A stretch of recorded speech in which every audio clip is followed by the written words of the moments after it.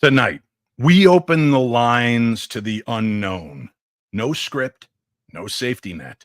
Just you, your questions, your encounters, and two very gifted mediums, Scott Davis and Sarah Lemos, standing by to help you make sense of it all.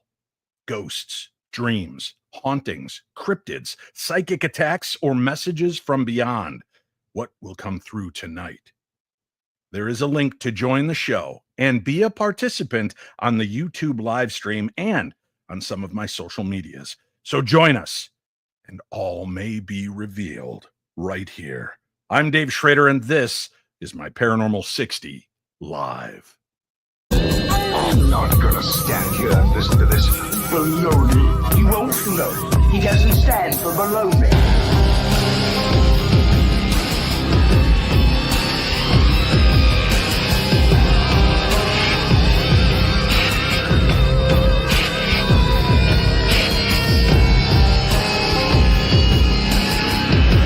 Sounds like a lot of supernatural baloney to me. Supernatural, perhaps.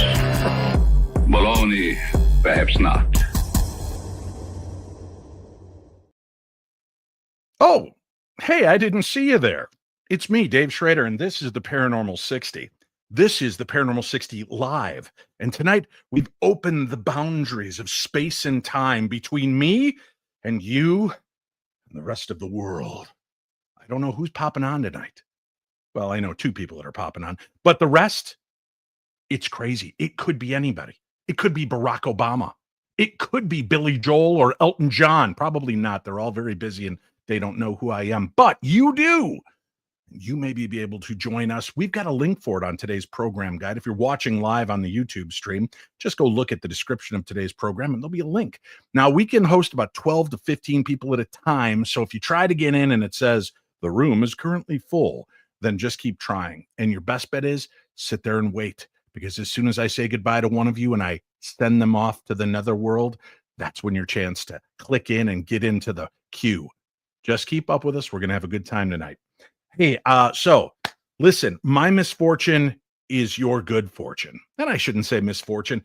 I been going to the doctor a lot lately. I'm going to have a few procedures, and some procedures that aren't necessarily covered by insurance. So I've decided that instead of having closets and garages filled with collectibles that I cannot use, will never probably look at again, I'm going to just put them out throughout the next couple of weeks on my social media pages. I might even put them back out on my eBay page. I'm not sure, but it's what you got to do at this point with medicines for Winnie and her issues. Insurance doesn't cover all that. With all of the stuff I've got going on with my back and neck, I just figured this would be a good way to sink some of my stuff back out there, give you a chance to own some really cool collectibles and neat little items. And who knows, maybe I'll even put a couple of the haunted dolls out there for you. But I wanted to clue you in, let you know about it. Just keep watching my social media. If you don't follow my social media, go follow it. You'll be able to find me on Instagram and on X and on Facebook, maybe even on MySpace. I might still have an account there. I'm not sure. But again, this is nothing to worry about. This is nothing to feel bad for me about. I've been collecting my entire life for no reason other than I think it's a disease, to be honest with you. And now it's my chance to clear that out. See, I had such foresight. I'm apparently much more powerful a psychic than I ever thought I was, because I knew to collect garbage that I'll just put away in boxes and keep in mint condition. And then someday I'll need money. Boom, I can put it out and make it available that way and connect you with me through my stuff. So keep an eye out, social medias, you'll see it. I might even mention it on Wednesday if we have something starting up, whether it's on my PayPal or eBay account or on my social media sites. So just giving you that little nectar of knowledge so you can go forth with the rest of your day or night, depending on when you're listening to this, and know that you may eventually become the owner of one of my curios, one of my strange items. And I like them apples. I know what apples I do like, and they're here right now, ladies and gentlemen. Two of the best apples, the ripest apples on the tree. Medium, Scotty Davis and Sarah Lemos. Good evening, kids. Good to see you. Good evening. Are you in a tunnel, Scotty? What's going on? Does it sound bad?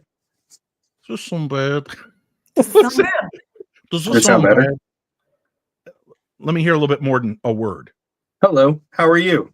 My name is Scott Davis. That is better. If you could just hold your head perfectly still like that I for the can. remainder of this 5-hour episode. I'm a gangster. I could stand still forever. We got people that have reached out and they've contacted me through email and said, I want to be on one of these live episodes when you have Scotty and Sarah, because I have a story to share. I have things I'd like to know, but I do want to clarify. So for any of you waiting in the back room here, this is not a gallery session night. This is not Scotty and Sarah trying to tap into the other side for you. This is if you've had a weird experience that you'd like some insight on, strange dreams, phantom encounters. Maybe you can't tell it. Was it an angel or a demon? Was it a cryptid or was it a leprechaun? Maybe they'll be able to tap in and let you know. This is more about asking the questions. This is more about sharing your personal encounters in a safe environment right here on the interwebs where nobody makes fun of one another, because it's the internet and it was made for peace and love. But kind of. This part of it is. This specific little YouTube channel is definitely for peace and love. So I want everybody to know you're welcome here. Your stories are welcome here. And we got a lot to get to. We've got people already lined up in the back room. So I'll tell you what, Sarah, you being the grande dame of the evening, I'm going to let you choose a number between 1 and 12. 8.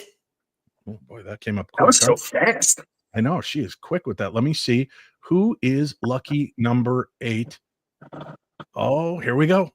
Lucky number 8. Welcome to the Paranormal 60. It's our friend Grace. Unmute yourself, Grace. Yeah, that always helps. That helps a lot. Yeah, sorry. Teacher brain. I'm still tired. Hi, Grace from Canada. Hi. And Teacher Brain. Congratulations for being a teacher. Thank you for doing one of the toughest and most underappreciated jobs on the planet. We appreciate you. Oh, thank you. Thank you. I wish everybody else felt the same, but thank you so much. Well, I can't speak for Scotty and Sarah, but I can. As a former horrible student, I'm sorry. Yeah. It's, you know what? I think all the former horrible students always turn out okay. They always turn out the best. And you know what? It's better to be a horrible student than an adult. A horrible adult? That is true. At least with being a student, you have a place to aspire to become better. When you're an adult and you're horrible, you've already kind of peaked. Yeah, your brain's not fully developed, so it's okay. You can just play it off that way. Speaking of brains not being fully developed, I'm Dave Schrader. That's Scotty the Medium and Sarah Lemos. And we are underdeveloped mentally, physically, and sometimes spiritually, but we're still here and we're here for you. All right. What did you want to share with us tonight, Grace? Okay. So that being said, as you heard that I'm a teacher. So I've had some odd experiences. So this is obviously for Scotty and for Sarah. So for the past few years, my classroom has been, I guess, a hub of activity. Now, I want to say paranormal, but just odd experiences. So things like disembodied voices, where my friend will have a conversation. There's nobody else in the school. It's early in the morning, having a conversation. We both heard a disembodied voice from the back, like right behind me, that said hello. Could not figure it out. But at the office, it was the weirdest thing. Like, we cannot figure it out. We, as a teacher and somebody who was into the paranormal as well, who does investigations, I'd like to debunk and try to figure out what the source is. Couldn't figure it out. My students and I both heard humming, like in the classroom. We all heard humming. They both will look up to me, and like the students will look at me like, okay, I heard that as well. And mind you, these are grade 1 students, right? So like, so they're little, right? These are little ones. Another time where my coworker, she was in my classroom one day, and it was like, after school, because it was quieter in my classroom. So she decided to go in my classroom, and she was doing some work, and she thought she saw, like, either it was a coworker that came in, and she looked up and she said it was a dark shadow figure. She said it looked like a shadow figure that she saw, because she put her head up and nothing was there. Other things like my speaker, I've had for about a year now, brand new. It's a Bluetooth speaker, and it, connects and disconnects either to my laptop or to my phone. But if I'm on duty or whatever, I just shut it off so it's not connected to my phone. My students will tell me they heard voices coming from the speaker. And I thought they were joking around. I'm like, okay, you guys know, like, the scary stuff. And we all joke around because we have this little mascot in my classroom, and we call him Gus the Ghost. And I said, okay, like, I know you guys. And like, no, Miss Hope, like, this is what we actually heard. So a lot of strange activity that's been happening in my classroom. Now, I'm not too sure if this has to do with it, but I actually went to the same school as a child. So full circle. Now I'm a teacher at the same school I went to as a kid. It's a large school. It's in Toronto, the big school. So I would just like to know, maybe Sarah and Scotty can probably give me some insight if they could pick up anything, because I'm trying to figure it out, and I cannot figure it out what is going on in my classroom. Yeah, so schools are a hot spot for paranormal activity so often. My job in law enforcement, there's 2 schools in our town that the evening custodians have confided in me that they don't like being there after dark because one gentleman witnessed a man from like the 50s in a blazer and smoking a pipe at like 2 a.m, and another one witnessed like an 8 or 9-year-old little girl walking through the halls, again well after hours when nobody should be there. I think that in a school, there's a lot of energy. Obviously, kids have a ton more energy than all of us. So I don't know what could be the root of it, but it sounds like there's lots of energy there for whoever or whatever it is to feed off of. And if they're just humming and talking to you, it sounds like a pretty okay thing. What do you think, Sarah?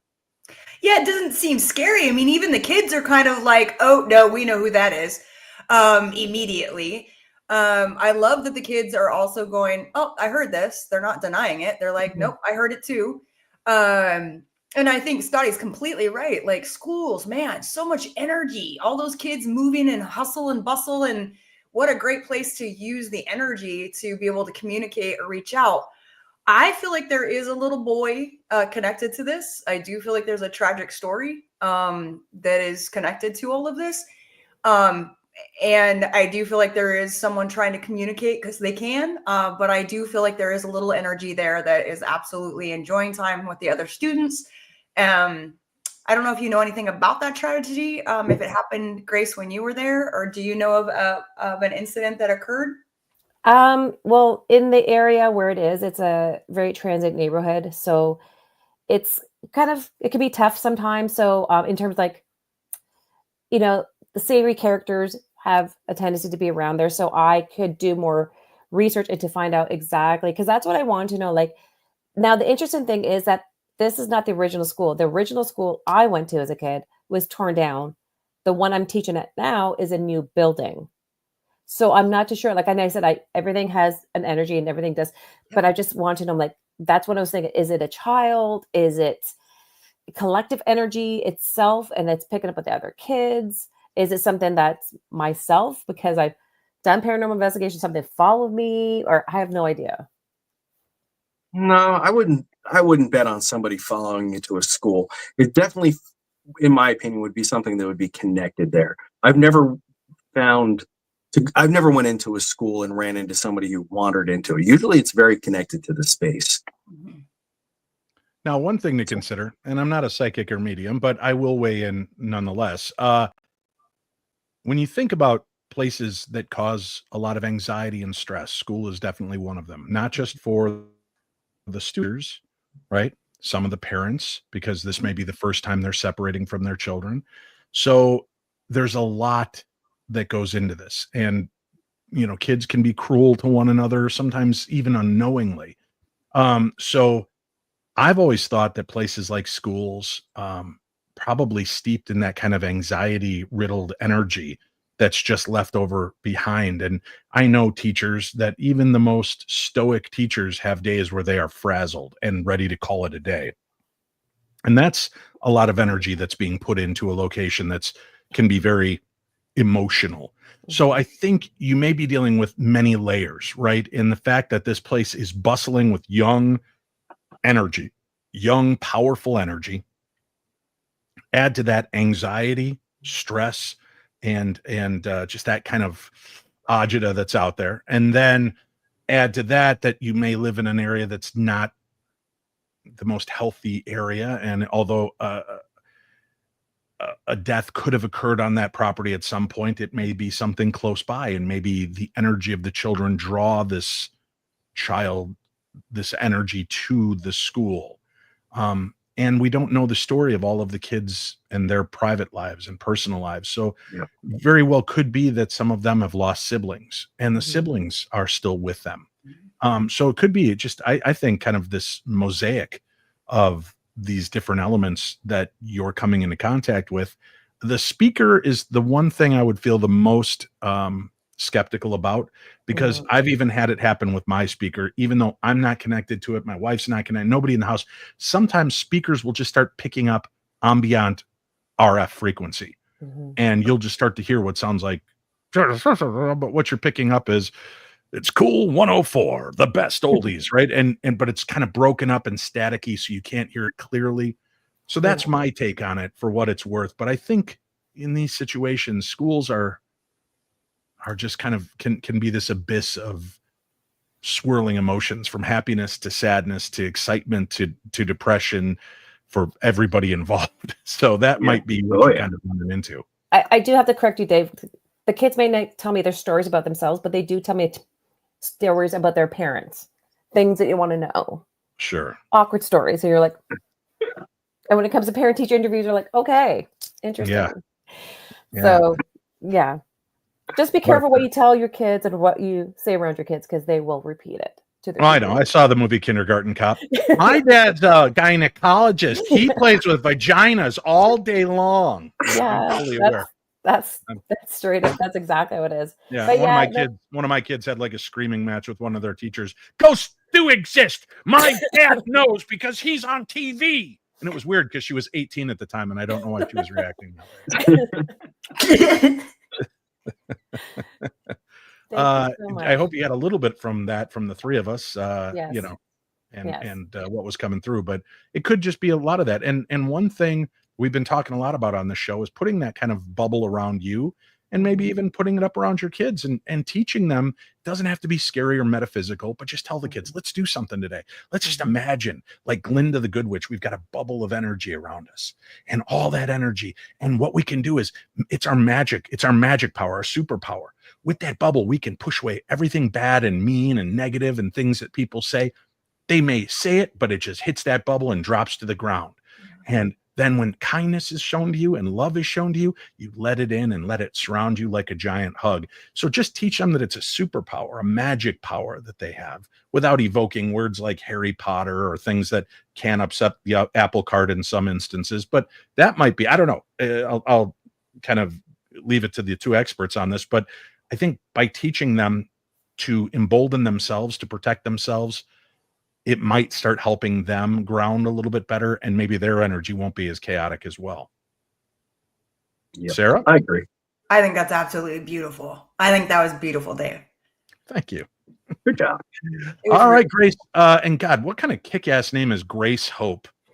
Thank you. The best. Yeah, that is an amazing teacher and human name. So Grace, it's good seeing you, catching up with you, my friend down there, and hopefully we'll be able to connect again soon in person at one of these events or somewhere out in the public. You take care of yourself, and thank you for doing what you do. Bye, guys. Thank you so much. Thank you. Bye. Thanks. All right, we've kicked her. It's your turn to try to power in and become part of the show now. Again, there is a link on our social media and on my YouTube live. So if you'd like to be a part of tonight's show, you can be. Let's go to our next guest. This is Christy. Christy, where are you at? I'm in Massachusetts. Oh, sorry. We don't talk to people from Massachusetts. Hey, no. I'm kidding, Christy. We both said I'm sorry at the same time. Okay, to be fair, originally I am from Alabama, but I'm a transplant. Oh, that didn't help you at all. Thank you, Christy. We'll try that again later. No, I'm just kidding. I'm kidding. Having a friend who's a masshole from Massachusetts and having family from Alabama, I feel I'm here to give you empathy tonight and compassion. So to make you laugh. What's your story did you want to share with us this evening, Christy? I guess ever since I've been 7 years old, I was raised in a kind of a paranormal family, so I kind of so used to all of this. But since around the age of 7, I've been followed by black shadows. everywhere I go. It doesn't matter where I'm at, or it's just I can be in my own home, which I am now, and I can hear like footsteps. I'm the only one home with my puppy who's snuggled up next to me. Oh. But yeah, he's a little puppy. But I hear footsteps, and we're the only two home right now. And obviously, everything is locked up, but I hear footsteps. I always have the the black shadows, wherever I'm at home or in the car with my husband, I can just kind of glance back and I'm like, oh, okay. Can I ask Christy, when you see the black shadows, what part of your vision sees them? I know that sounds weird. Let me clarify that. Do you see the black shadow figures move in front of you? Do you just usually see them kind of darting past you in the corners of your eye? I see them all the time. I mean, I can see them in front of me. I wake up at night sometimes, like at 3:00 in the morning, and there's a shadow like standing at my bed, and I'm like, hey. Okay, so goodbye, go away. You're pretty calm with it. So I guess do you ever feel used frightened? to it? Yeah. At first I was, and now it's like I remember when I had my first encounter around 7. I remember I was asleep, and the house we lived in, it was like a 1-bedroom, but my older sister had the bedroom, and my parents had like the Murphy bed that came out of the wall in the living room, and I was in the living room across, but we had like a couch between us and stuff, so you couldn't, it was separated. But I remember waking up, and I just turned over and I looked at this, like, I could see through this shadow. I could still see my parents asleep in their bed, and I'm like, I'm trying to sleep, go away. And I turned over and I went back to sleep.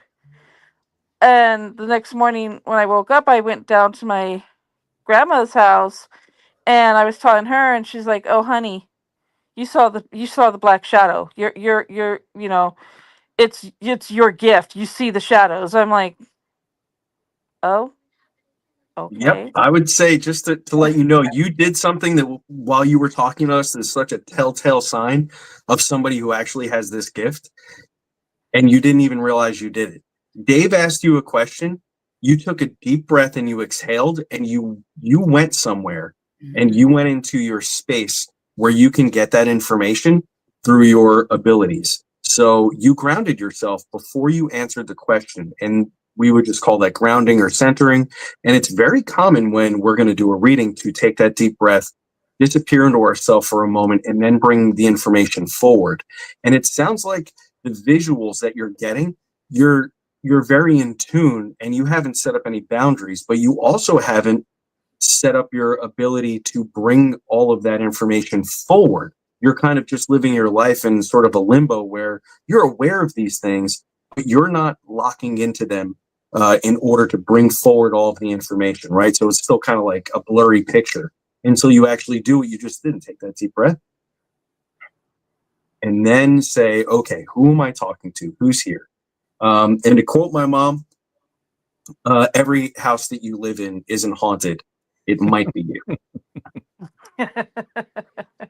Yay! What do you think, Sarah? Oh, I completely agree. Yeah, hearing the footsteps, the shadow, seeing the shadows. It's always interesting when people talk about shadows, because there's a difference to me for shadow people and then people seeing shadow like figures. So I always listen, and it the way you're explaining it is so beautiful, and the fact that you've been used to it since you were 7 years old. These are things you've been experiencing. But I do agree with Scotty. Just maybe it's time to take a class, or just maybe it's time to start asking, what do I want to do with this? And sit with those type of questions as you move forward, because you clearly know you have it, and you're clearly not too afraid of it. So kind of asking yourself, where is my next footing, and where am I wanting to head with this? Yeah. And do you want to do anything with it? Because if not, you can turn it off and say like, hey, I'm done. I don't want to do that. Or, I tell people all the time, you don't have to be like Sarah and I. You don't have to publicly step out and announce all this stuff. You can just learn to work with it and use it in your own life, or just learn your gift so that way it's not a nuisance and the shadows aren't catching you off guard and you don't always have to hear the footsteps. And as somebody who grew up that way, not understanding that, I can tell you it's a huge relief when you finally come to the realization that you have control over it and you can set those guardrails up so that you're safe. Yeah, I kind of want to keep going with it. I really do, because I know it was a couple weeks ago, I had a dream where I was standing in a very dark room. I don't know what room it was or where I was at, but I kept hearing a voice saying, "Help me. You need to come to me and help me." And I'm like, "Well, where are you? I can't see you." And I would wake up. I'm like, "Okay." So you were almost standing inside the shadow, it sounds like. Yeah, and So I was it's a little nervous about that when I woke up. I turned on my bedside lamp and I'm just looking around and I'm like, do I even dare go downstairs? Because I knew it wasn't in my house, but I'm like, do I still want to just go downstairs and make sure everything is locked? And because where I live, I'm surrounded by woods, and I'm just not like, creepy at all. The answer is always no. You don't want to go downstairs and look, especially when the next sentence is, I live surrounded by woods. Have you goofballs that watch the show never watched a horror movie once in your lives? I've seen this If one there's before. something mysterious and creepy in your house, don't go look for it. Just I call laugh the at horror police. shows. I tell them, don't go there. They're standing right there. They're gonna kill you. Right. And All right. meanwhile, your guardian angels, the shadow people, are yelling at you because you're doing the same thing. Oh my gosh, I get it, but it's like I still want to. Yeah, I was like, I Well, didn't go downstairs at night. I went down the next morning when I woke up, but everything was still locked up. And Scotty and Sarah, Yeah. you know, for most people that are interested in doing this, the problem is they just don't know a good, reputable source to start taking classes. And maybe if they heard from one of you and giving your advice on who would be a good teacher for this, maybe just once somebody would hear that and then they would know who to go to. Do you guys have any advice at all? You guys Oh no, my hand's doing this weird thing. It's right here. Yeah. I'm always willing to help. I got classes going all the time. We start some more up in a few months. So please come hang out with us and learn lots about your gifts and abilities. How can they do that though, medium Sarah Lemos? You can always find information at mediumsarahlemos.com. okay, I will do that. Thank you guys so much. And Thank you. Dave, I will be looking forward to your little sales. Excellent. Well, thank you very much. I appreciate that. Keep an eye out for it. And thank you for being a part of the program tonight, Christy. Thank you. Bye now. Bye-bye. Very sweet. All right. I'll tell you what, we have to take a very quick break. When we come back, on deck, Frankie, Mariah, Sarah, and Cosmic Joe, the birthday boy, are among the next speakers. Don't worry, there's more, and I just can't scroll down to see you all yet, but we will get to all of you tonight. And if you have been trying to get in and can't, right now would be a good time because I think there's 3 open slots. All you have to do is go look on today's social media or on the YouTube live that you're watching. If you're watching it live, please don't send me a message 3 days from now going, it's Wednesday, and I keep clicking it and nobody's letting me in, because this is live Monday night, not Wednesday, Thursday, or next Sunday. So if you want to watch and be a part of it right now, go click on that link. We'll be back. We've got more to talk about right after this. Okay, my darklings, I've got a great message for you, and I hear you. I am going through something very similar to this right now, and I've got an answer for you that has been able to help me, and I know he can help you. Let me introduce you to Keith, the insurance guy. If you're self-employed, a freelancer, maybe you're just paying out of pocket for your family's health insurance. If so, you're probably overpaying by hundreds of dollars every month. You can meet Keith, the insurance guy, a real problem solver who's helped families just like yours. And for those of you watching, I'm going to put the phone number on the bottom of the screen as we talk so that you can get that number and keep up with where I'm at on this. Keith, the insurance guy, is a real problem solver who has helped families and small business owners. This is important. You're a small business and you're having trouble with insurance, which is a big problem out there. Let Keith be your guy. And it doesn't matter where you are. Yes, he's based in Minnesota, but he works nationwide to help you, your company, and the individuals that are watching this show right now. He can help you save 29 to 51% on your health care without giving up quality care, and in most cases, without having to switch providers. That's super important. One of the clients actually reached out to me and said, Keith saved our family over $400 a month, and we didn't have to change a single doctor. With an open network, you'll still see the doctors you know and trust, no referrals, no restrictions. Keith can also help companies as well as individuals nationwide. Call or text 612-230-5522. Don't let your health plan drain your bank account. Keith can help you save. Start today. Call Keith at 612-230-5522. That's 612-230-5522. Welcome back to the program. Thank you so much for watching or listening to the Paranormal 60. I am your host on this journey, Dave Schrader. Once a month, I get together with two of my best friends, and we talk about strange and supernatural things. We read emails most times that you, the shy listener, has sent in. That's stories or questions that you have for Sarah and Scotty, and you ask, can you share this with them? So tonight we've actually opened up so that you can be part of this show, and that's what we're doing. I put out a link. I emailed those of you that asked to be a part. I put the link up for those of you that were still on the fence. And the back room keeps filling. So this is fantastic. So let's get back to it. Sarah Lemos, Scotty Davis, Scotty the Medium. Scotty, where can people find you online if they want to keep up with all the great work you're doing? You can always follow me at scottythemedium.com, or just hang out with me on TikTok, YouTube, Facebook, wherever you got your social media. Scotty the Medium is the way to find me. You know, Scotty, you're so good at what you do. You should have a TV show. That's all I'm saying. Wow. You know, everybody What? can head over to phantomforensics.com and check out mine and Dale and Spratt's new show called Phantom Forensics.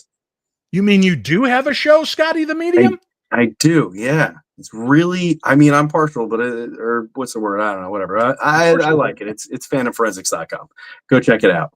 Phantom Forensics, and we do have links up for that. Sarah, again, if people are interested in you and what you're up to, where should they go look for that information? Everything's at mediumsarahlemos.com, or just come find me on the socials. All the socials. All Or the socials. follow her on the link we provided on today's program. Ladies and gentlemen, now entering the studio, Frankie Rose, a.k.a. Beck. Welcome to the show. Thanks for being here with us, Frankie. Hi, guys. Hi, Dave. Hi, Scotty. Hi, Medium. Sarah. I miss you, Scotty. Hi, Frankie. So I have something weird going on in terms of I keep finding hearts everywhere. And no matter where I go, I find hearts. It could be formed out of my hair. It could be formed out of water. Uh-huh. And my brother passed away a year ago, and his name comes up everywhere. And granted, his name is common.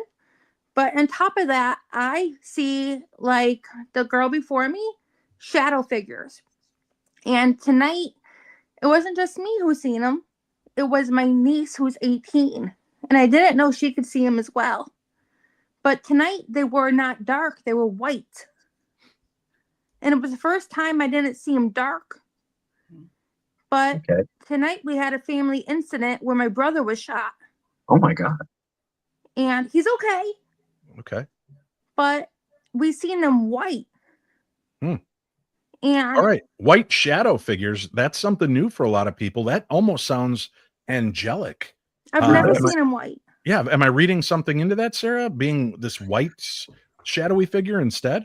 I think too, for me, when I see spirit, it is more of a white grayish, brighter colors for me is what I personally experience. But yes, I think too, when I first started seeing the angelic realm, they're humongous, but they also give off more of a white or bright or lack of color, I guess is the best way to explain it.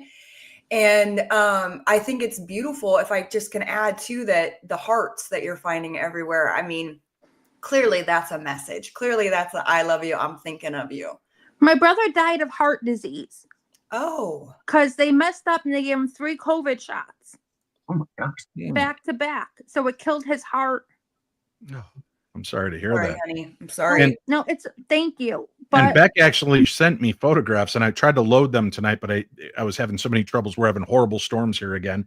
But yeah, she sent me a picture of what looked like hair in the shape of a heart, and then a perfectly formed wet droplet in the shape of a heart. there on was her- two on of her them ground. in that picture. Oh, okay. But I'm finding them everywhere, no matter where I'm going, and they're automatically forming. That's So amazing. yeah, I say a lot of times, spirit messages sometimes come in forms that you're not quite expecting it. People look for the birds and the butterflies and things like that, but those other things like the heart is amazing. I had a client once tell me that somebody would send her hearts all the time, and she had beautiful photos like in the clouds or like weird, like a tree formed a heart somehow. But I'm hearing him. Well, that's, I'm sure, him trying to come through, and it sounds like you might also be kind of tuned into this stuff, so you might also be hearing him speak because you're open, and same thing with the shadow figures, like our caller before. It's just a part, I wish I could just reach out to everybody in the world and just be like, you should realize that all of us can do this to some degree, and the more you work on it, the better that it can be, and the more clear the messages can be. So But my question you're not for alone. you, sorry. Yep, go ahead. Sorry. I just want to ask, how do I get him to go? No, it's not that I don't want him to stay. Okay, so don't Oh. think that he's here.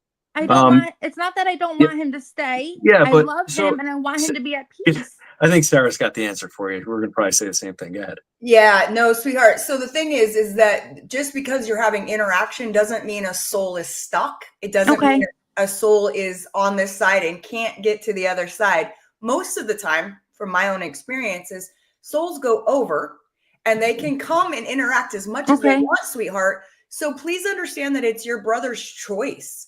He chooses to come and visit you. He chooses to show you love. He chooses to leave these ways of connection. But that doesn't mean that he didn't go to spirit. That's my personal opinion. It Yep. doesn't mean it. 100%. That's exactly what I would say. So many times spirit comes back from the other side, whether you believe in heaven or a good place like that.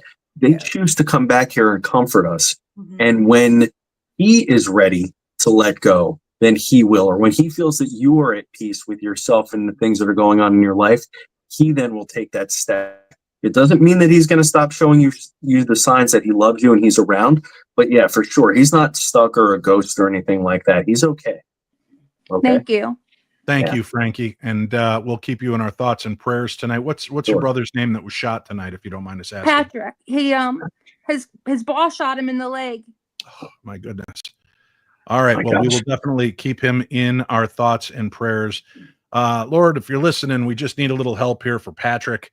Any of the medical staff that comes into his circle of influence, we just ask that you give them clarity of mind, steady of hand, and give them the wisdom to make the absolute best choices and decisions to help out Patrick. We pray this in your name.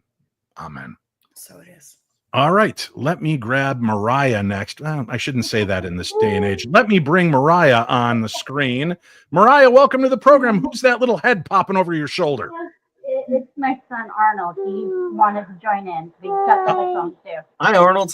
Hi, Arnold. Now, Mariah, your microphone sounds super muffled. I don't know if you can change it a little bit. If you're using your headphones, I'll ask you to take those off because that might be the difference. Is that better? Let me hear again. Is that better? Why don't I'm going to put you in the back for just a few minutes. Why don't you take those off and just use the phone microphone?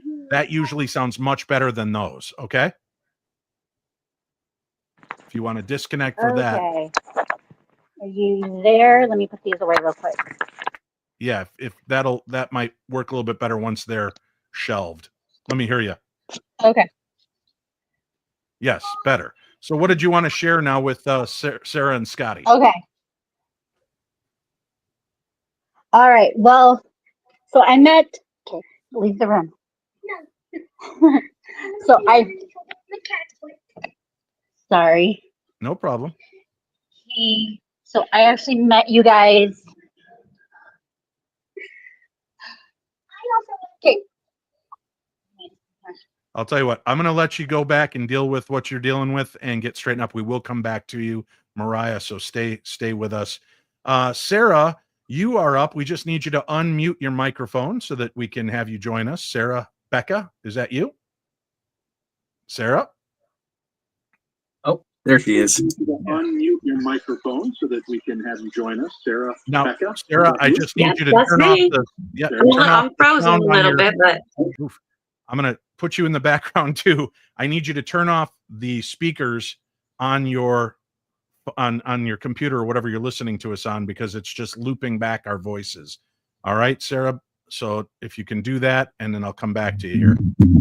is that All better? right. Yes, much better, Sarah. Welcome to the show. What did you want to share with us? I sent you a letter about, I have some very interesting planetary dreams Okay. where I started having dreams of a different planet shortly after I had an awakening, per se, that I had somebody pray over me and adjust my DNA and do all that type of fun stuff at a spirit fest. Okay. And I started having these dreams quite right away. And sometimes they're taking me with a bunch of other people, like a bunch of people, like we're going on a big cruise or something, and we go through all this stuff, and just as we're about to I say, can I go back to the earth? And they said, no, once you do this, you have to stay. And I always am like, no, I need to go back to the earth. I need to go back to the earth. So I'm trying to figure out kind of what, obviously it seems to me with my paradigm that I'm starseed. That I understand, but I have all these planetary dreams I don't quite understand. And a little bit of a thumbprint about what I might be going through would be real helpful. Okay. Sarah, Scotty, who would like to start off? Well, Sarah. I would. So I love starseeds, and I love everybody that I love when I get to talk to somebody who's had one of these awakenings. I have actually spent a lot of time with people who have experienced this. And it can be very confusing and very overwhelming because it changes like that. So everything changes just really quickly. The way you feel, the way you look at things, the way you experience the world. Sound is also really interesting. A lot of people, I don't know about yourself, but experience sound differently. That's interesting because I do go to sleep with music and frequencies in my ear. Yeah. So I think there's an important piece here. Understanding versus remembering. Okay. So you keep saying, I don't understand the dream. I don't understand it. Like, I don't get it. Maybe it's about remembering. If you've had these experiences before, maybe it's sitting down and journaling, honey, instead of trying to force, just allow. So like when you've had one of these dreams, just allow the information forward versus searching for something or staring at something. Let it flow through you. And I personally would use some music or tones to get you to that space or place. So like I said, just to get from a place of understanding to a place of remembering. Okay, that makes a lot of sense. Yeah, I don't know because too much about starseeds. I think in 5D, so. Interesting. Yeah, I don't know too much about starseeds. I do think in 5D. I'm sorry. Go ahead. No, it's okay. So, some of the stuff that was interesting that you said was that somebody did some DNA adjustment over you. I assume that you asked them to do that. Prior to that, did you have any kind of inkling of these kind of dreams or any kind of paranormal experiences prior? I've had paranormal experiences, and I've always been open to a variety of different paradigms, and I'm trying to understand the whole. Sure. So it's interesting because it sounds like somebody kind of just woke something up in you that was kind of already there and laying dormant. I've experienced this myself. I wouldn't go as far as saying anything about starseeds because I don't really quite speak that kind of language. However, something I've experienced really personally and very viscerally was something called light language. That one of my very good friends is I know people who have done it. So she's a practitioner, and I went into it a little bit skeptical, but during the adjustment, so to speak, my third eye was blasted open, and it quite honestly opened up my abilities from like a 5 to a 10. So it sounds like Wow. you kind of gotten a kickstart, and your dreams, again, like Sarah said, don't try to understand them so much. Just write them down and journal them, and you might realize that there's a pattern to it, and there might be more that's happening that you're just not seeing the picture yet because you're getting little bits and pieces of it. Right. So write the stories down when you wake up as best you can remember them. And then, after a couple months of it happening, go back and read the stories and see what the common thread is, It's very interesting. When I first started having the dream, it was almost like they had something coming out of the third eye. Mm-hmm. And you had to get that replaced. It was very interesting. It was like probably a different planet. But by the lighting and by the moons and stuff like that, I knew I wasn't on Earth. Yeah, it's very interesting. Man, I wish I could dreamscape. I'd just love to see what it's like in those dreams for you. Thank you for listening tonight, Sarah, and being a part of the program. We appreciate Thank you, Dave. I appreciate you guys very much. Thank you. All right, let's power through. We're going to get Mariah back on here. Hi, Mariah. Okay. Hi, sorry about that, guys. Thanks for your patience. No worries. So last summer, I actually met Dave and Sarah up in Portland at the Bigfoot convention. Dave, thank you so much for the hug that day. I'm tearing up now talking about it. And you reminded me so much of my father. Same build, same grumpy stash and the goatee. And I'm just like, I hadn't seen him in 20 years because he passed the September after I graduated high school, which was 20 years ago last year. So I'm proud and thank you humbled for to that. be the surrogate for that moment for you. So thank you for sharing. What did you want to ask Scotty and Sarah tonight? It was just more of a thank you because Sarah gave me a reading that day about flowers and that he's always there. And so I just wanted to tell her thank you. You're welcome. I think back That's so on it sweet. constantly and it goes through my mind. And so, and then Scotty, I love your show, by the way, not to leave you out of that. Oh, no, thank you very much. I appreciate it. That's And Scotty's beautiful. a good hugger too. Scotty's a good hugger. Yeah, that's true. I can imagine. Yeah. So if it weren't for the fact of 3,000 miles, but Hey, yeah. look at 3,000 miles collapsed quickly for you and I, so it could happen in that way too. You never know when we might be coming out. Well, thank you for thinking enough of us to thank us, to reach out to us and be a part of the show tonight, Mariah.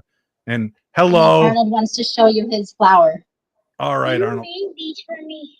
That's beautiful. Wonderful, Arnie. I love it. Well, thank you. And Arnold, go to bed and listen to Mariah. Good boy. Be a good boy. Thanks, Dave. That's that dad energy coming Good night, out. everybody. Yeah, that's the dad. That's the pop energy coming out there. Yep. Sure was. All right, ladies and gentlemen, if we could please have a hush over the audience. Let's prepare to harmonize. Scotty, Sarah, if you could, because a birthday boy is about to join us. Cosmic Joe is joining our fold. Happy birthday to you. Happy birthday to you. Happy birthday, dear Cosmic Joe. Yeah. Happy birthday to you. Thanks a lot. Thanks you. My pleasure, buddy. Welcome to the show and happy birthday. What did you want to share with us tonight? Well, I sent you the email before telling my story about the UFO incident between me and my two sisters. Sure. It was a missing time experience for me. And I'm going to talk about this society I belong to. Well, I cannot talk too well, so hope you can understand me pretty well. So I was working at different places in the government places, and Oracle. I was at the offices on Oracle. I see these 3 books, the Nouveau Tech Society books. and I started up some great power in these books. So fast forward to thanks, McDuffie. Yeah, I fast forward to not I had a massive stroke, and because I was messing around with drugs and all. Past 21 years sober on those drugs and all. Congratulations, Joe. job. That's great. But when it was in the hospital, I had the Holy Spirit come over me, and it's changed my life. Awesome. And when I got out of the hospital, I saw reality differently. Like its genetic memories came over me. Caused me to think that a newborn baby has these genetic memories in them. And our society blocks them up sooner or later. Some children can still the spirits are genetic memories, but right. It was like Atlantis or some other continent. And all Maryland, all the buildings were like these old memories. That's awesome. And yeah, so I had to learn to speak and whatever. So the day after I had my stroke, I was sitting in my room watching TV for the first time, and I seen it was a gaming program, like a award show, and Marilyn Manson came on with a flaming pentagram and all. Okay. It scared me to death because I've been mother praying for years and years, but being had a stroke and all, I said, man, that's really freaking me out. So much so I had a Monty Crew hoodie I gave away with a pentagram on it. I gave that away. So I'm trying to stay away with that. And the day after, I got a notice in the mail for the Neotech books. Okay. So I did get the first one. I've been a member for about 20 years now. So I got the whole 3 books. I got even got a Borkworth book. The Prime Discovery is called. And you found that these have been helping you on your journey? Yes, it's all about human nature and all, but tell them that it's human nature. Dun, dun. Yeah. Can you do me that way? I'm giving you a little Michael Jackson there on top of it for your birthday. It's cool. So it's all about being a mortalist too. Being not fearing death, but progressing my life so where I can live longer.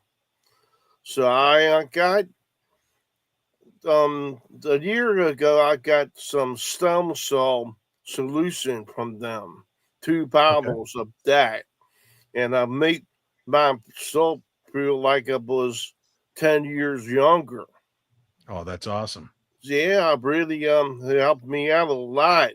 But the thing is, I don't know this new tech society that Mark Appleton is the one that runs it. He's on YouTube and all. He created this own country called Immortalis. So I'm not don't belong to Nevertalus per se, but I want to know if it's evil, you know. If You it's want to know? evil- So Scotty, Sarah, do you feel that? Are you picking up that what those things are? The lessons, that information might be evil. Sarah, what have you got? So the 3 books that we've been talking about, like the power and the energy behind those books, I think that there's a reason you were called to them. And as long as, you know, we all know the difference between something feels good and doesn't, right? And so when you're holding the book itself or you're reading a passage in it, if it makes you feel good, then continue to read. And if it doesn't, you could skip a chapter. And then if you feel like it still isn't good, then it's okay to put it down. I've noticed just for myself personally, there's some books that I can't open until it is exactly the right time. And then I pull that book off the shelf and I'm able to read it cover to cover. So I just think that, you know, allow yourself to feel. If it feels good, then it is good. If it doesn't feel good, it's okay to put it back on the shelf. I mean, honestly, I trust you. And I think that there's a reason you were called to it. And it's okay to ask yourself, does it still work for me? Yeah, I agree. You know, I'm somebody who just says, like, if you are learning lessons and it's teaching you to be a better person, or you feel like you're becoming a better person and you're treating the people around you better, then that is a positive thing. So it sounds like your life changed when you had this stroke, and then this next step came into your life with these books. And it sounds like it taught you to be a better person. And so much so that you said, like, hey, I don't even want to deal with the things that even have negative connotations. Although Motley Crue does kick butt, if you didn't feel super good about it, that's cool. And I'll tell you what, I'm not a fan of Marilyn Manson myself, on a couple different levels. There's a couple things he does I think are kind of too far for stuff for the sake of entertainment. But that's my opinion, and it doesn't really mean much. But if it makes you feel good to have that power for yourself and be able to embrace the good in your life because of these books, hey, they sound good to me, man. And you know, Joe, you can always ask for clarity from your higher consciousness. That is this something that can benefit me? And you know that even the darkness we can learn from. Hanakia Zedek, who is a big teacher in Minnesota, teaches us that sometimes embracing the darkness to understand it helps us become more powerful in the light, right? And that's something for you to consider as well. But thank you for celebrating your birthday and spending a little bit of time with us here tonight. Yeah, thank you. And I got some difficulties with my family and all because, you know, the past and all. But I got my longevity. There you go. Right. Well, I hope it continues to work well for you, and that you can celebrate your birthday 20 years from now doing the same thing. That I take. Sure. So, thank you for having me. Thank you, Thanks, buddy. Joe. Great job, buddy. Birthday. Happy birthday, Happy Joe. Happy birthday. That's awesome. All right. Thesis himself has been waiting patiently in the background. And he's now back with us. It's been a while, sir. I'm glad to see you join us this evening. Good. What? How do you Well, get I off am- having I such am- a sweet setup coming in here? I have a full production studio, brother. So real quick, I am beyond nervous. So I apologize. I'm exhausted. My heart is pounding all at the same time. So with that said, huge fan of Sir Scotty, specifically as a skeptic. The evidentiary mediumship is fan. Oh boy, we seem to have lost the stream. I think I forgot whose show he was calling into. Hot But oh no, I didn't do that. studio's I back didn't do online. that. We're good. So real quick, huge fan. Miss Lemos, I found out about you through Dave. So good evening, Sir Scotty, Miss Thanks, buddy. Lemos, and Mr. Schrader. Thank you, buddy. I'm rolling out the red carpet just for you, sir. So I beyond excited to be on here. It's the first time I've ever been a part of the show. So I discovered you reluctantly, actually, 2008, roughly thereabouts, in my Chrysler 300 in Roseville, listening to you and Tim, and I think it was Mally Fox at the time. And you guys, it was during Halloween. You guys were playing music in the background, making food. From my perspective as a first-time listener, making fun of the write-in emails. I was laughing along. So I just got off of work from UPS, off of Godward, Minneapolis. I was laughing so hard, I thought the neighbors were going to call the police because there was a strange person in a vehicle across the way, and I was upset because these two knuckleheads on the radio were making me laugh at something I thought I took seriously. We So can Dave's have good fun for with that. the paranormal. Yeah. Yeah, we can have He's fun. good for that. I stood, my pregnant wife was in the house, and I told her, I'm like, listen, I just heard these two dipshits piss me off. You have got to listen to them. And she goes, But is that the equivalent of taking the milk out and sniffing it and going, this smells horrible. Here, sniff this. Dave, now you try. Now you try it. Now you try Yeah, it. you try it. Oh my God, man! Till this day, I think about it. I'm like, oh, good God. But on a serious note, I wanted to share a couple of things. But first and foremost, right? Something that who was it? Was Miss Mariah a couple of calls ago? Yes. Had said something that touched a nerve with me. I've just recently lost my father a couple years ago, but it feels like yesterday. That is a pain that, as a man, right, and as doesn't matter, right, gender. But I'm just saying, it will never go away. In particular, because my dad and I, we butted heads. We were a very similar kind of person, but my dad didn't like a whole. My dad was a tough Vietnam vet. And I was an oopsie baby. I was the youngest of all my brothers and sisters by a long shot. So I grew up with my father as an older man, and I got to see different parts of him than my siblings did, right? Mm-hmm. But when my dad wasn't a fan of a whole lot, like, I'm just being super honest. But my dad would be like, "Man, I really like that Schrader. I really like that Schrader." Oh. And I'm like. And he goes, "So you know this guy, huh?" I'm like, I spoke to the man. I gave him a hug. I told him that he helped change my life one time at a Ghost Adventures premiere. And he goes, well, you like something that's pretty good. He's like, I like Schrader too. So with that said, so when she says like a father figure, you're like one of these things that like in my brain on the left-hand side is like this bizarre ethereal, like, oh, it's fucking Schrader, right? So no, I believe you. I put you on a pedestal. I don't like saying that to people right out of the way. Your ego and your eyebrow have already got a personality of itself, sir. But with that said, I don't want to take up too much time. Long story short, I grew. So I'm Native American on both sides of my family. Very, very, very called. My dad was a leader of the Native American Church, Children of the Morning Star, in the state of Minnesota. And Pennsylvania, Washington, etc. But this is where the hub is.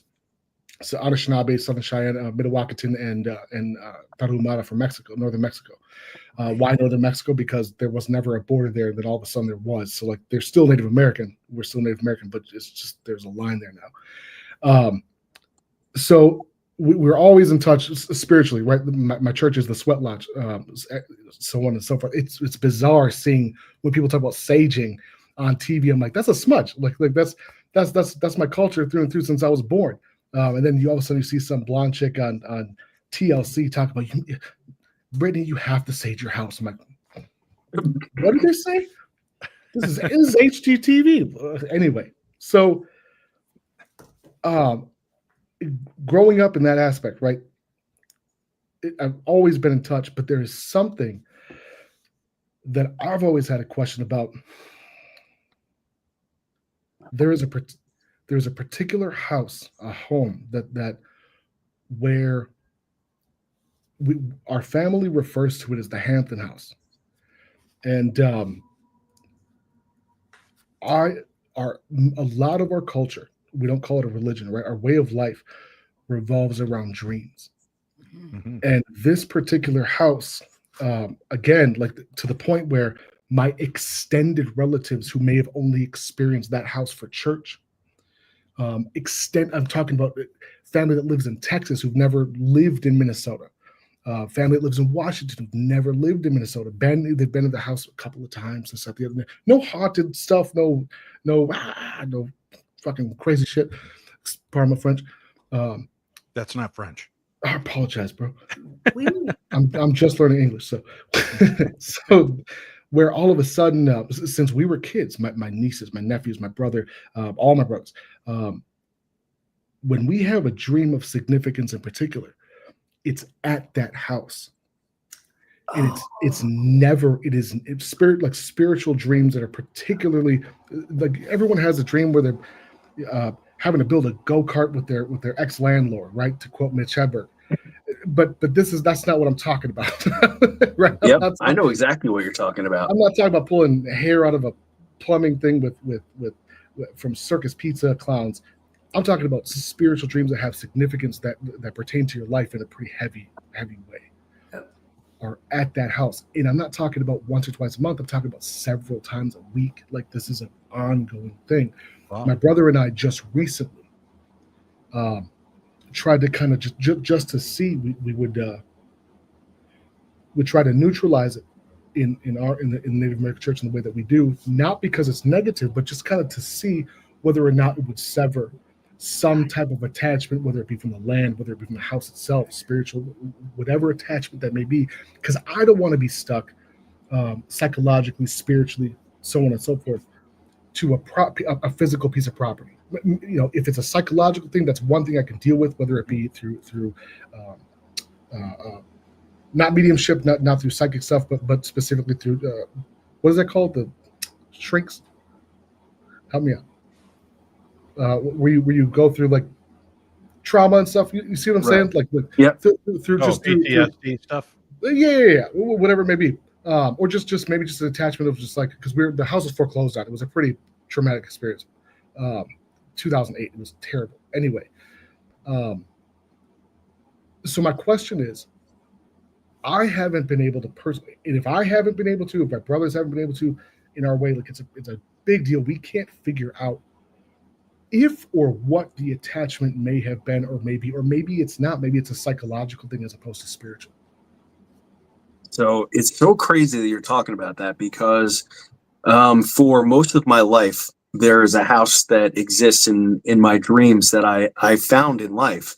And it's a white house that's located in a space that looks like it's in the woods, and it has a creek out back. And anytime that I would have a crazy dream, I would be in this house and I would have to explore it. And many times it would be filled with dead people that would be looking to speak with me and pass messages. But sometimes they would be very overzealous. And many times I would find myself frightened because there was so much energy swirling around the dream, and it was so visceral that I would wake up basically in cold sweats and feeling very unnerved at the things that were happening. And I remember one particular time I had this dream. I finally got so fed up with the loss of control when I was inside of this home that I finally went basically on a mission, and I hunted down what I thought might be the source of it. And I ended up in the attic of this home, and there was nothing but a void at the top. I didn't find an attic. I found an open space that went into nowhere. So this place that existed that I did find physically, at least a place that matched it, it became a place that I started to learn a lot of lessons. And I would always go to the attic first and start there, and then ask questions and go through the house. And eventually this house actually transformed itself and is now a school. It's a place that I find myself very often with many people who are mentoring me and showing me the way instead of scaring me, because now I've mastered this ability to speak with the dead. And so now I'm learning more lessons. So now I have these guides that I believe are actually other human beings that are just, I don't want to say better, but maybe have more information than I have. And they are helping me. So instead of waking up afraid, I'm waking up feeling very refreshed with renewed energy. So when you talking about that house, you're the first person I've ever heard say that, besides myself. And I don't speak about it too often because I don't want anybody else to be like, oh, I have that same thing, you know. It's a very special thing. So to hear you say that is very, very interesting to me. I don't know if you were aware, Scotty, and for those of you listening, you couldn't see Thesis' response when you started describing the house. He seemed to have had an out-of-body experience on camera. Thesis, tell us what's going on. So this is incredible. I'm getting goosebumps. My brother says I can make them happen on command. That's BS. So as you're describing this house, I'm going to describe this. I have it pulled up on Google Earth. It's less than 6 minutes for me. I'm going to be careful how I word this. A lot of my career path has, my brother and I have, our career paths have been to afford to purchase that property back since we were kids. Just a fact. I don't know if we'll ever get it back. They're not interested in selling. Fine. It is from the 60s. It appears to be a rambler. It's got a barn. It's a 6-acre property in the woods in the middle of nowhere. Halfway between St. Paul and Rochester. I don't even know what that means, but it's significant to me. It's on a dirt road. You look right, and it appears to be this small rambler. It's not. And you look from the back. It's a beautiful, beautiful property. A small natural spring, a creek that runs to the back, traveling from east to west. The spring, the creek. It's black. It was a natural cedar that's just what they had it back in the 60s, and eventually we painted it to some boring HGTV beige color back in like 07 or something. But just something that had a resale value, right? But as you described this house, that there's a particular, we called it the black garage growing up. It was the barn, but it's what we used as for the 4-wheelers, the dirt bikes, the 3-wheelers, etc. Sure. Not to age myself, but we had 3-wheelers back in the day. It's not something that's exists anymore for you 19-year-olds. But as you described that attic, there was a particular attic that my brother and I have met before in dreams, like completely. He would be living in Oregon. He'd be living, and I would meet him unprompted, not speaking for 6 weeks, not because there's anything wrong, but because we have stuff going on, right? And we would meet, and I would get a call the next day. He goes, "Dude, I had this dream last night," and I'm like, "And you were wearing those stupid shorts I told you not to." He goes, "What the frick?" And I'm like, and we were sitting in the attic of the black garage, is what we would call it. So that's mind blowing. Yep. Again, unprompted goosebumps. I'm telling you. I got them too, pal. It's crazy. How about keep that? Exploring. We'll keep a good thought in our hearts for you and your brother that you can get that property back. We'll ask that maybe the hearts of those people that own it soften so that at some point they're willing to release that to you and your brother when it's the right time. All right, buddy. Thank you for sharing what you did with me and opening up with us tonight and sharing that. It's amazing. And to have that kind of connection with Scotty. Well done. Please do me a favor. Just go on line and Google me and find my email and just send me an email. I'd like to talk to you a little bit more. 100%, brother. Appreciate that. Thanks, man. All right. Thank you, my friend. Have a good one. Another amazing story. All right. We do have people that are still in the back. Looks like Angela, Susan, Kat, Kimberly. We're going to have to power through because we've got about 15 minutes left together. I want to make sure that we can get to your question. So if you can focus in the next few seconds on what you'd like to know and share a brief story with us about it, we'll do that. You're also welcome to disconnect and maybe connect with us again next month. If you don't want to feel rushed, I understand that as well. We do need to take a very quick break. We will come back. We've got more to talk about right after this. Now, during the Halloween season, the veil between the worlds gets thinner and the chills get real. Oh, so very real. Something is waiting in the dark, and it's calling your name. So answer the call this Halloween season for the Paranormal 60 presents Halloween Haunts and Hijinks, October 9th through the 12th, for a supernatural weekend you'll never forget. It's being held at the historic haunted Palmer House Hotel in Sauk Center, Minnesota. Join Dave Schrader from the Holzer Files, Ghosts of Devil's Perch, and the host of the Paranormal 60 podcast. He's teaming up with Dalen Spratt from Ghost Brothers and Phantom Forensics. And we have heart-centered, intuitive Diet Renee for a weekend packed with spine-tingling experiences. You'll have 2 nights of live investigations and paranormal experiments, interactive workshops, gallery readings, and meet and greets, live presentations with experts themselves. This isn't just an event, it's a doorway to the unknown. So you have to ask yourself, do you dare cross it? Now, tickets are limited, so please book your Halloween Haunts and Hijinks adventure now at darknessevents.com. Again, that is darknessevents.com.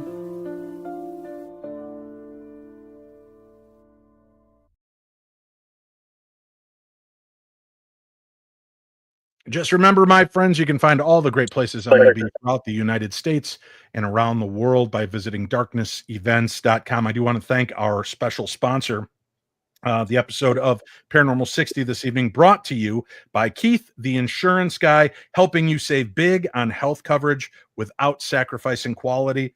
Please, if you are going through it and you're needing help and you want to start lowering those insurance and healthcare bills, call 612-230-5522. That's 612-230-5522. Okay, let's start to do the power round. Here we are. We've got, looks like 4 or 5 guests left to join us. Let's jump in with Angela. Angela, welcome, and thank you for your patience this evening. Hi, thank you so much. Is my volume okay? You're perfect, Angela, Right. just as you are. I want to get right into it. So I had an event. It was a mashup of experiences all in one day, and it started pre-dawn. I was in a dream state, but I know it wasn't a dream. It was one of those astral situations where I was assisting in a way, and I was woken up unexpectedly. And as I was getting up and walking through the house, I felt as though my consciousness was just tagging along behind me like a balloon. I was not all together. So I went and did the thing I needed to do, and I came back in the house, and I thought, well, maybe I'll eat something that'll help me ground. That didn't help. I went outside, I put my feet in the grass. I sat there for about 15 minutes and just trying to, get the rest of me back in. I don't know. It was really strange. And then when I came in the house, 4 or 5 hours had passed, and it felt like 15 minutes to me. And I was completely conscious the entire time. So I had all morning missing time. And I don't know. I was starting to get like a migraine. So that was happening. And my daughter had called me at some point because I was just trying to go to sleep so I can get through this headache. And she had hurt herself and was coming home. And she came home. And with the migraine, sometimes you get really nauseous. Right. So just by the time she got there, and I had just talked to her on the phone, and I was like, oh, I'm going to be sick. So she ran out of the room. And it was so strange because besides the fact that, I had missed all morning, between the time she called me and I had laid down with this headache and she got home, another 4 or 5 hours had passed. It was like 5 p.m. at that point. So I had all morning and all afternoon completely missing, but I was totally conscious, I'm not aware at all that more than a few minutes, or at most an hour, had passed. So here's the kicker, and this is what I really would like your insight on, is that when I was being sick, every time I heaved, I'm trying to keep this as PC as possible. Something happened. And when she finally came in and talked to me, she's like, Mommy, she said, every time you got sick, the electricity in the whole house went out, like each time, and then came back on. So every time I was being sick, I was, pulling so much power from this experience or whatever was going on that I was knocking the electricity out of the entire house. So I would like to know what your feeling is on that. Like what is going on with me? Can I ask you, Angela, how long ago was that? Just a few months. It's been super quiet for a long time. I have had lifelong experience since I was a toddler. Have you had these experiences where you kind of, it feels like 10 minutes and 15 minutes and all of a sudden hours have gone by?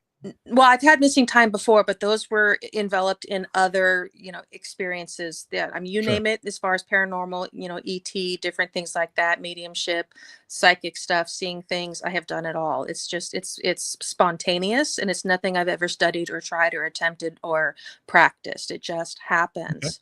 But Sarah, this was a big one. Yeah. Sarah, what are you picking up on this? Well, I get 2 things. One, the fact that there was so much missing time, that there was the headache, there was nausea. As a sensitive myself, when there is a lot of laughter or a lot of anger or a lot of emotion, things tend to happen around me. TVs can turn on and off just because I'm laughing really hard. So my point is that maybe you had so much going on. Maybe you weren't feeling well. Maybe there was all these different things where everybody, guides, angels, loved ones, are literally surrounding you, trying to help you get back into body, into source, and that might be why the electricity was going crazy. But when it comes to this, everything in me keeps saying medical. So I completely understand. Like, I respect you and I respect your experiences, and you can tell, sweetheart, that you're gifted. So it's not about that either. It, to me, just feels like I just want to be careful. It wasn't medical. Keep an eye on it. You know, with the headaches and the vomiting and things like that. That's why I asked the question to begin with, Angela. Dr. Barry Taff, who is a paranormal researcher and investigator with UCLA during Dr. Thelma Moss's time there. One thing that they did find around people that had strange paranormal experiences and loss of time, they were dealing with forms of epilepsy that a lot of them did not even know that they had. That's interesting. Yeah, that might be something. I've not been diagnosed with anything, and I don't have any medical issues whatsoever. Yeah, and it sometimes it's not something that sends you in, and if they don't know that these type of things are happening, you know, you might just talk to them and just say, you know, I've had these weird headaches where it makes me sick, and I kind of feel like I've lost time. Don't go into the spirituality side of it, but encourage them to just have a quick MRI. You may find. And it may not be anything major, Angela, in the sense of it being, you know, you don't have an ungrown baby in your brain that you enveloped in the womb.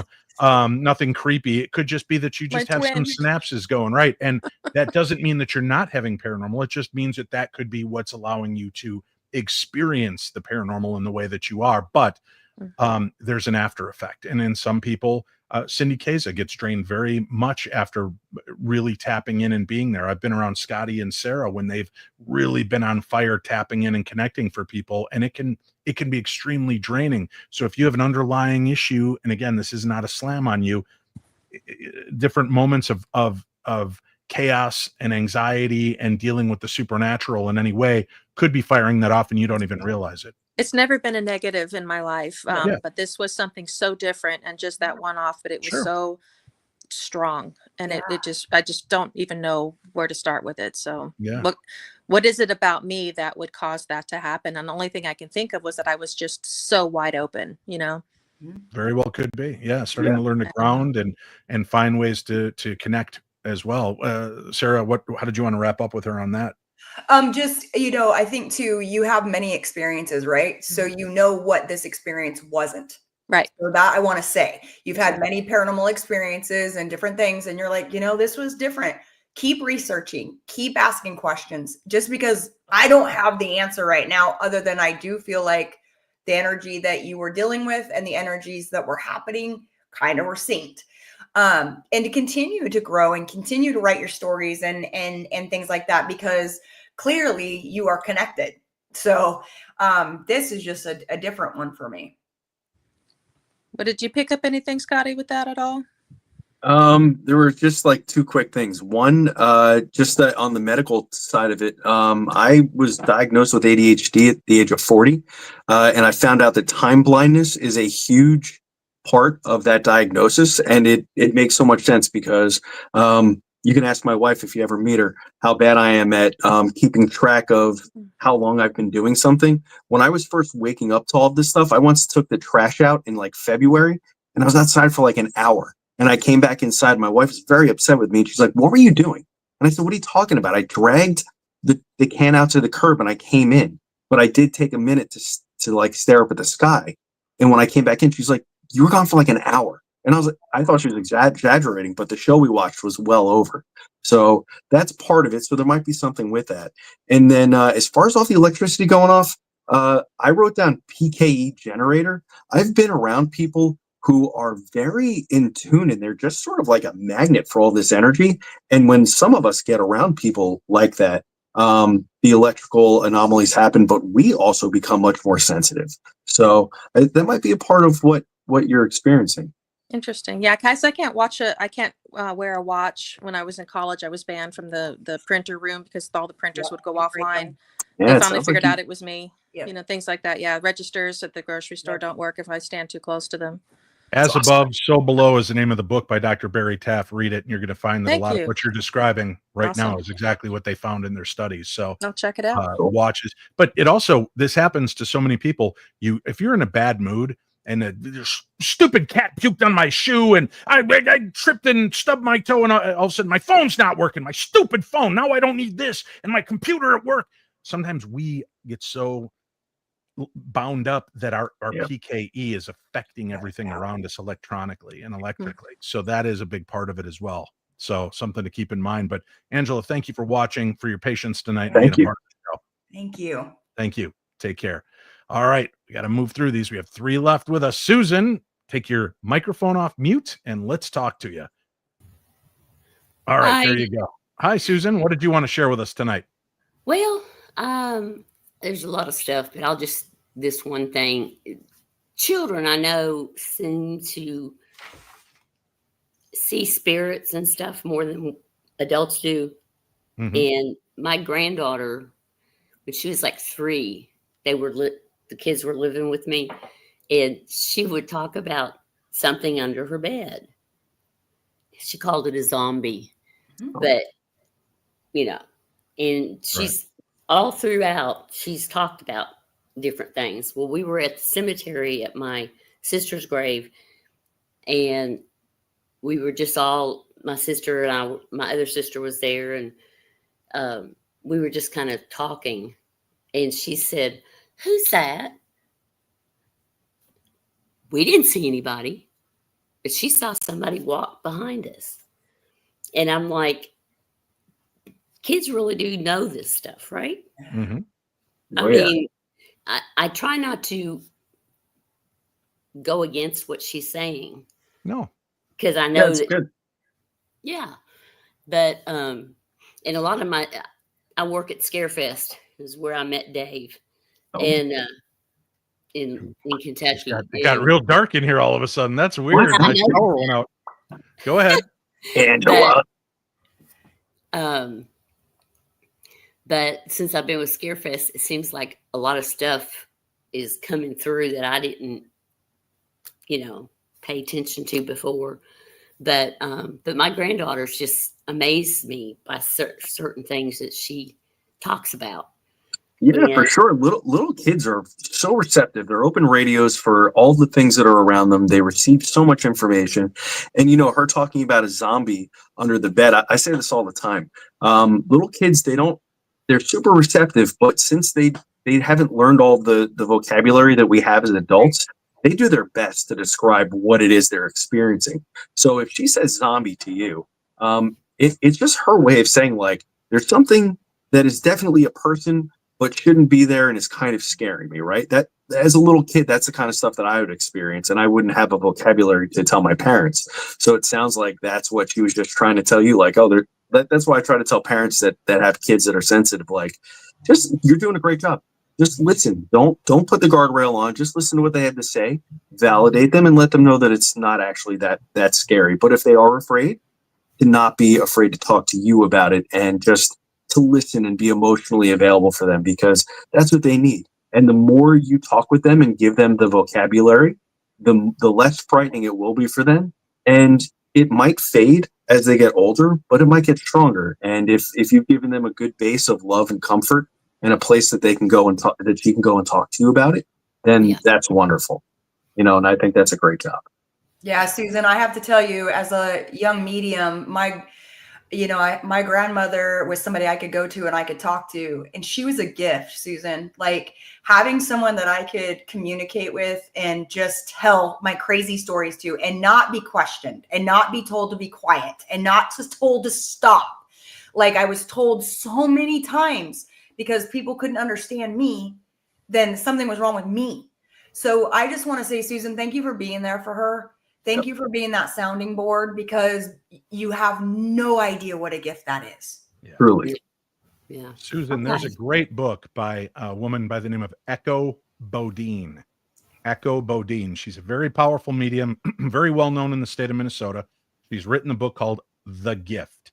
And I think if you read that book, it'll help you in dealing with your granddaughter and her gifts as well. Okay. Thanks. Okay. Thank you very much, Susan. We'll see you at Scarefest. Oh.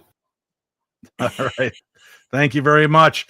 I'm a little worried about this next person, because I can see them in the green room while we're preparing. And I got to be honest, I was afraid Kat was aboard the Titanic, because all I saw was camera movement like this, and then she'd vanish from screen and then come back into screen and shake and then vanish again. So I was really worried that Kat was either sinking in the Titanic or on a tectonic plate somewhere in California. Kat, are you okay? Yeah, I actually am. I have my pit bull in bed with me and she's kind of freaking out. So just loving on her. Oh, gotcha. All right. All right. Then we're safe. Kat, it's you and Kimberly are our last contributors this evening. What did you want to talk to Scotty and Sarah about? Well, I wanted to tell a fun little story tonight. Please. But first, I want to say, Mr. Dave, Mr. Scotty, and Miss Sarah, huge fans. Thank you for letting me join. Thank you. Thank you. So this story is one that I actually like telling. It's one of my favorite paranormal stories, and it's called Tag with a Ghost. Okay. I was about 8 years old, getting ready to turn 9. And my family, with 3 other families, were up at this huge hunting lodge in Pagosa Springs, Colorado. Now, this property bordered the national forest. It also had a lake right by the main lodge. Now, these are important information to know. On top of all of that, all of us kids decided we were going to go play team tag at night. So, of course, everybody is going to dress in the dark clothes, except for my brother and his best friend, who decided to wear white. Okay. Now, heading down to the lake, there's a little overhang of trees, and that's where my best friend and I decided to hide because nobody would look under there. And I could hear all of the older kids yelling and screaming, "Oh, we see you guys!" But, of course, you had to figure out which one they were seeing. At that time, I looked over into the lake. Standing right in the middle is a little pioneer boy. And he's just standing completely still. I turned to my best friend and I said, "Did you see that?" She slaps her hand over my mouth and goes, "Shh," because right above us were the searchers. And all of a sudden, I hear the searchers call out, "Hey, Austin, I see you." Well, at that point, this little boy came running right between me and my friend. And we could see each other. So we took off running up, and my brother and his best friend come out and go, "What are you talking about? We haven't moved from our spot behind the garage." Wow. When you say this little boy was in the middle of the lake, was he standing in the water? He was Or standing on on- top of the water, Mr. Scotty. Okay. I don't want to Okay. play. I don't play the game. That's scary. You don't like Wow. scary kid games? Come on. I had a similar experience in my phase of recruit training in North Carolina, where I was also very dark, and we were supposed to be doing some kind of battle exercise, and I witnessed somebody standing on top of water, and they were wearing all white. I just didn't realize they were standing on water until I started to approach them, and I sank into my knees in this water, and I realized what I was looking at couldn't physically be possible. So I for the first time in my life, just was like, I'm not doing this. And I went back to where I was supposed to be. It's very unnerving when you see something and your rational brain is like, nope, that shouldn't be happening. And then this part of your brain is like, oh, but guess what? It is happening. Yeah, no. The funny and interesting thing is I had died 2 years before that. Wait a minute. Are you a ghost, Cat? Are we talking to a ghost? Actually, I still have 6 lives left. Oh, I've all right, died good to 3 hear. times. Wow, that is Oh. an overachievement. Knock it off, Well, Cat. let me get my ghost trap. Yeah, right. Yeah. Very cool. Thank you for sharing your story with us Yes, tonight. thank That's you. good. That was, amazing. I like that. Thank you, Kat. You're welcome, guys. And again, thank you all. Thank you. Have a great rest of your night. So in college, I went to Winona State University. Don't worry, Kimberly, you're next. And we, one of the indoctrination nights with some of the people I'd met was we were going to go up in the old cemetery, and it was like 1800s old cemetery up there. And we were going to play Ghost in the Graveyard, basically tag in the graveyard, which I'd played as a kid, but I'd never actually played in a graveyard. And I'm 20 years old. So we're booking around in the graveyard at night, which is really dumb because there are, I don't know, little headstones, medium-sized heads. I'm surprised I didn't die like Cat 3 times just that night. But at one point, I'm booking it, trying to keep away from one of the kids. And I turn to glance over my shoulder and I trip over something and I hit the ground and roll. And I turn around and there's this ghastly white face staring at me, laying on the ground, a body above ground. And I screamed like a 3-year-old girl. And actually, that's an affront to 3-year-old girls, because I was even worse than that with how loud I screamed. And then this thing's eyes sprung open and it screamed back at me. It was a hobo that was sleeping in the cemetery. And I effectively scared the living hell out of him. I think you He did. the same for me. Yeah, it was good time. My Oh, friends my would have been able to find me from the smell. Yeah, right. Kimberly, welcome to the program. You are our final contributor for the evening. Welcome to the show. What would you like to share with us this evening? So, Scotty, I'm here from your TikTok. That's hi, Kim. Thanks for coming. So, I am, ever since I was a kid, I love telling short stories. 3rd grade, wrote this whole story that my teacher was just flabbergasted that I could come up with such a story at such a young age. When I was working at a fast food restaurant, my first job, I had a friend of mine where it was slow. She's like, well, you like to tell stories. Tell me a story. And as I was just making up the story and telling her a story, her jaw was dropping. It was maybe like 3-minute story. And she says, how did you know that? What are you talking about? You told me the story between me and my grandmother. How did you know that? She was getting upset. How did you know that? You knew details that I'm like, I have no idea.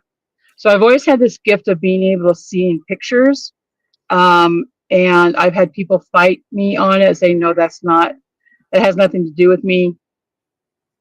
5 minutes later, they finally break down and say, yeah, that really speaks into the situation. And then in the early 90s,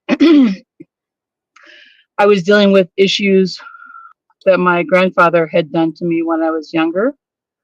I'm sorry. And he had passed in 85, and this was in the early 90s. And it was when all these are all false memories coming about. I was really emotional and I was really crying out, saying, I need to know, did this happen? And, when you're in a room with somebody who's really emotional, you can feel that emotion. Mm-hmm. That emotion entered the room. And I knew it was my grandfather, and he said, I didn't know you weren't asleep. He says, I thought you were asleep. And I would just kind of sat up and I'm like, and I didn't realize what was happening, but then I got really angry and I had this conversation back and forth. And I was really angry at the end. I said, well, you're going to stick around and you're going to see the crap that I have to go through to get rid of what you did to me. So that was the first experience. And with that, he said, I've always been with you and I've never left. And I always think this is funny because the emotion left the room at that point. Fast forward to 2020, my mom passed away. And I got there 2 hours after she'd passed away. And when I entered the room, my family gave me time alone with her remains. That room was packed with people on the other side that was there to greet her. Yeah. And I didn't see them, but I could sense that room had probably 20 people, 20 souls in there that greeted her and passed her over and stuff. And something concerns me. My dad just passed on the 7th of May. I'm in Colorado. He's in Arizona. Kids and dogs, they love me. I have people say, I can't believe my dog is not biting at you because he doesn't like anybody. After my dad passed, dogs were afraid of me. Kids were afraid of me. And this has never happened to me before. I'm like, it has to do something with my dad because it only started after he passed away. So there's a lot there that I've unpacked for you guys, but I've always been in tune with things, but I don't know how to grow in those abilities. I don't want to speak into people's lives if it's of me, and not something that's really supposed to be spoken into their lives. Absolutely. I am a Christian, and I struggle with this, having this ability, the words of knowledge. I know things that are going to happen, and people are like, well, how do you know that? I said, I don't know. I just know that it's going to happen. And I would say probably 80% of the time it happens. Yeah, but what really concerned me was when my dad passed, the kids and the dogs changed. Don't struggle with your battle real quickly about your abilities. They're called God-given gifts for a reason. There were a lot of people in the Bible that were prophets that were given the gift of insight and discernment that didn't make them evil. That's only been something that's been twisted and bastardized over the years, because as the church became something more of a prophet hound, they wanted you to come to them for answers instead of seeking counsel outside the church. And that's where it comes down to. So don't feel bad that you're a Christian and you have these abilities. That's like saying that Britney Spears is evil because she has the God-given gift to sing, or that Michael Jordan is evil because he has the God-given gift to put a basket through, or a ball through a basket. It's a gift. It's something that you work at. It's something that's a part of who you are. That's never bad. And especially when you're doing nothing but trying to be and do good things with it. Yep. So I don't mean to interrupt you on that, but I wanted to just try to help you get your mind into that set, because that's where you should be. I was actually a missionary overseas for 7 years, and the organization that I was with was very open to that. I actually had a mentor that came alongside that she was like, she approached me and she says, this is what I feel is your gifting. And she didn't know me. So I've had a lot of experiences within that ministry with that. But like I said, the thing that concerns me is when my dad passed away, that shift in the animals, like let's see what Scotty and Sarah have to say on that, because I know they do have to go as well. So what about this sudden shift where animals and children seem to be more standoffish around Kimberly now? What are you picking up on, Sarah? Well, I've never, I don't know, Scotty, have you ever had an experience like this? So for me, like when somebody passes, of course, I think about my relationship with them, right? What it was like, if we got along, if we didn't get along, did he come to my graduation? Was he there at dinners? Like, you have all these thoughts. And sometimes we get stuck on the negative. Sometimes we get stuck on the positive. And energy attracts energy. I just do not feel that your dad necessarily is standing next to you scaring children. But what could be occurring is these thoughts, right? In your head, and worries and regret and remorse or fears or affliction or whatever is in your thought process. And these things are happening. You notice a child gets scared, or you notice a dog steps back. But I can't put that on your dad. I just don't know why, but I can't put that on your dad. So I just think that maybe like attracts like, and there might've been a situation where energy just didn't vibe. I don't know, Scotty, what do you think? So, briefly, I had done a reading for somebody that had an experience like your own, unfortunately, with a relative, and the person came through during a reading, and we did some heavy work with it.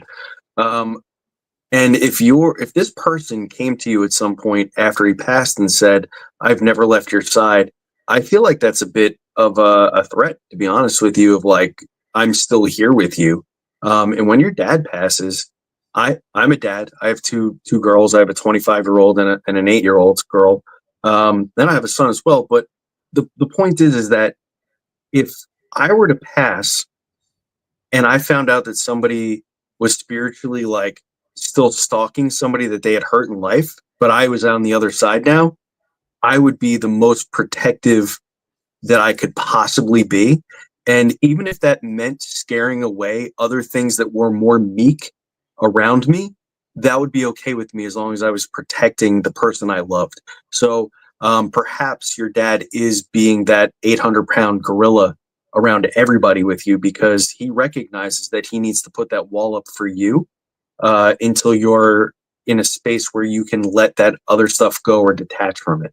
I'm not a big attachment person, but I am definitely a big proponent of spirit being able to protect us.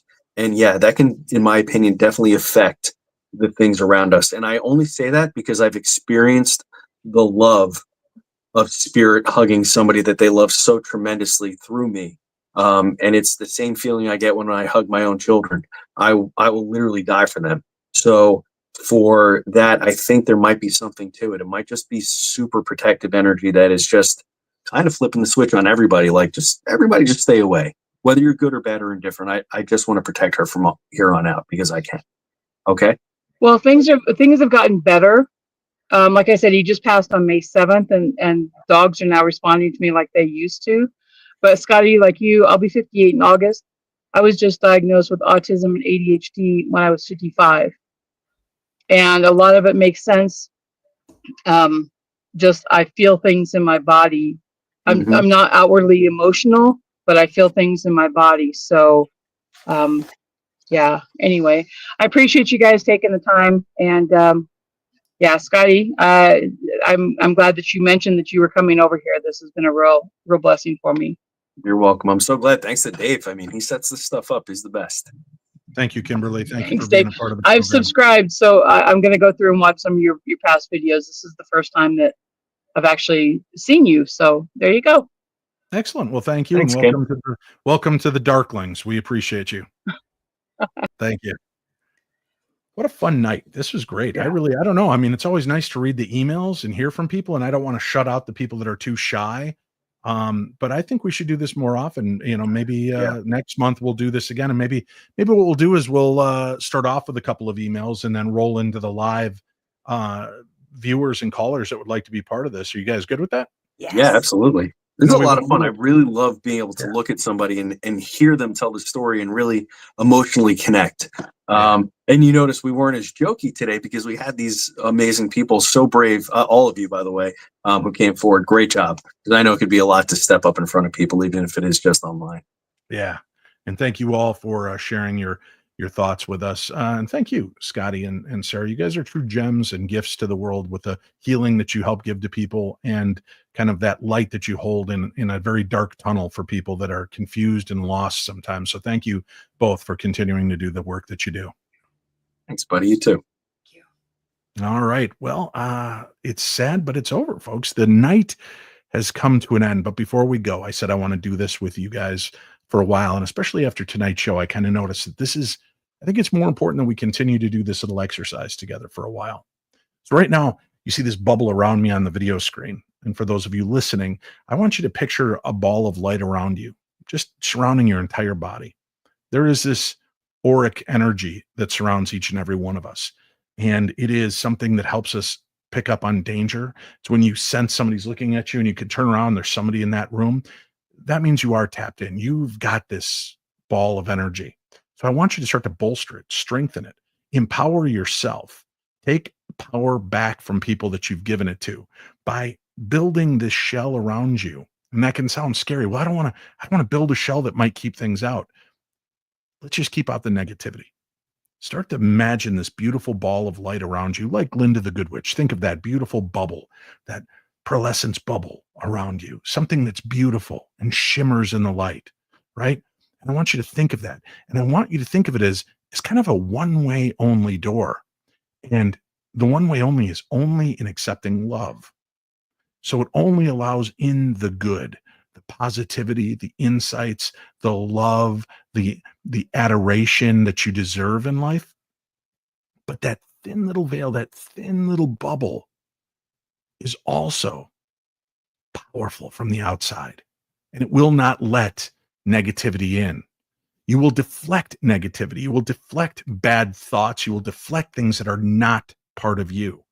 And when you deflect those things back, I want you to send them with love. I want you to just imagine the entire outside of that bubble is covered in your love, which sounds kind of gross now that I say it out loud, but you just imagine that bubble's covered with your love so that when negativity hits it and bounces back, with it, it takes love, compassion, and empathy and delivers it right back to the person and the source that sent that negativity to you.